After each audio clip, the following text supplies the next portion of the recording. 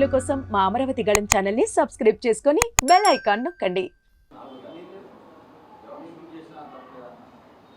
పిన్నెల రామకృష్ణారెడ్డి ఎందుకంటే మేము వెళ్ళింది అక్కడ పోలీస్ కంప్లైంట్ ఇవ్వడానికి, మమ్మల్ని కూడా అతను హత్య చేయించే పద్ధతిలో ఉన్నాడంటే అసలు ఇంకేంటి, మేమేనా ఆయనకు విరోధస్తులమా? ఆయనకి మాకేమైనా పోటీ ఉందా అక్కడ? పోనీ మా చర్యల్లో ఆయనకి మాకు ఆస్తి తగాదాలు ఉన్నాయా? పోనీ ఆయనకి మాకు పార్టీ గొడవలు ఉన్నాయా? అసలు ఏం లేవు.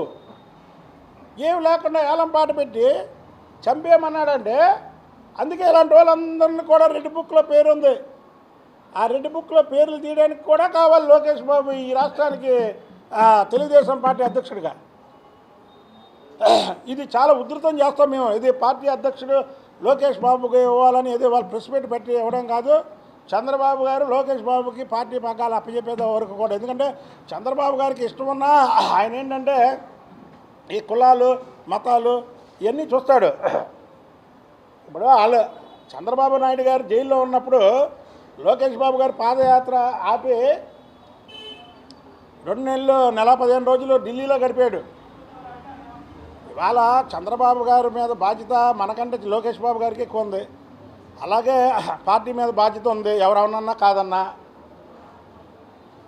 మా పార్టీలో కూడా కొంతమంది బ్లాక్ మెయిలింగ్ చేసేవాళ్ళు అయితే డబాయించో టికెట్లు తెచ్చుకున్నారు.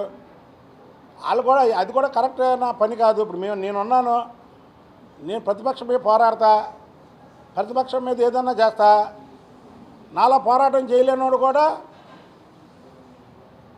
టికెట్ తెచ్చుకున్నారు దబలాడి. మరి మాకేంటి, మేము లాయలు. చంద్రబాబు గారు అంటే ప్రాణం, చంద్రబాబు నాయుడు మాకు దేవుడు, చంద్రబాబు నాయుడు గారి కుటుంబ సభ్యులంటే మాకు గౌరవం. భువనేశ్వరి గారన్నా, లోకేష్ బాబు గారన్నా, బ్రాహ్మణి గారన్నా, దేవాంశ్ గారన్నా.